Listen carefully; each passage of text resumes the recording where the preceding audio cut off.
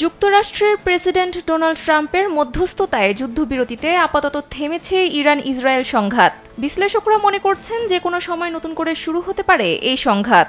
এরই মধ্যে ফাটল দেখা দিয়েছে যুদ্ধবিরতিতে। মার্কিন সংবাদ মাধ্যম নিউজ উইকের প্রতিবেদনে বলা হয়েছে, মোটা দাগে 4টি কারণে ইরান ইসরায়েল সংঘাত নতুন করে বেঁধে যেতে পারে যে কোনো সময়। কারণগুলো হলো, ইরান যদি পারমাণবিক কর্মসূচির গতি বাড়ায় তাহলে নতুন সংঘাত যে কোনো সময় শুরু হতে পারে।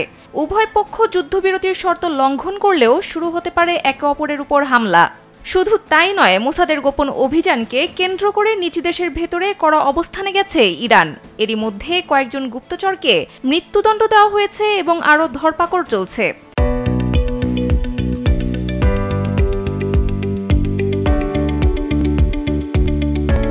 ইসরায়েল আরও গুপ্ত অভিযান চালালে নতুন করে উত্তেজনা ও সংঘাত বাড়তে পারে বলে ধারণা করা হচ্ছে।